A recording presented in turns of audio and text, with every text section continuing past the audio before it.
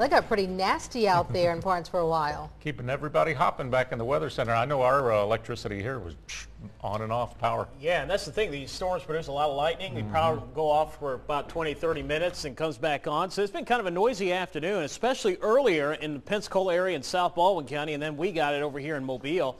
So everybody getting some rain, and if you needed it, this is going to be your last day to see it because it looks like the pattern's about to change and we're going to see some lower humidity, more comfortable mornings headed our way towards the end of the week. More on that in a minute, but we have storms to deal with right now. Here's a look at live pinpoint Doppler. Look at all that red there. Lots of lightning strikes from Tillman's Corner to Irvington. They're slowly making their way southward here. Coden seeing some storms down towards Dauphin Island and over towards the Fort Morgan Peninsula there in Baldwin County.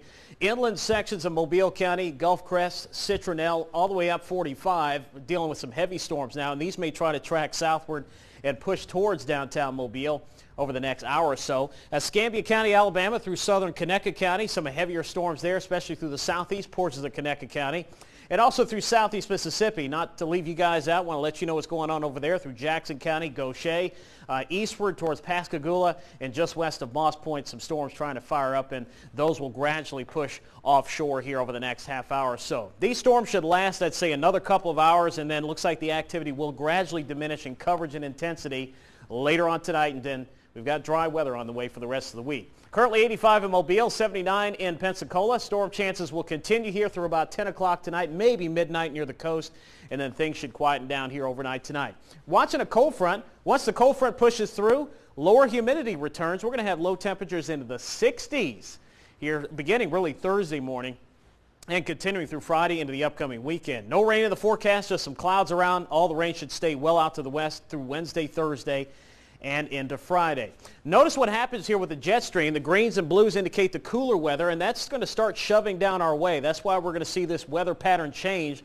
The cooler weather will be arriving here, not so much in the afternoon. It'll still be around 90, but at least with the humidity being lower, it'll feel a lot better out there. And certainly you'll notice in the morning with those temperatures into the 60s. Edouard is a major hurricane still way out in the Atlantic. Right now it winds at 115. It's expected to weaken here through the end of the week. And we're not watching any other areas in the tropics, so nothing to be concerned about there. Forecast for tomorrow, plenty of sunshine. Few clouds, temperatures around 90 degrees, but the humidity is going to be a lot lower, and that's going to make all the difference. 7-day forecast.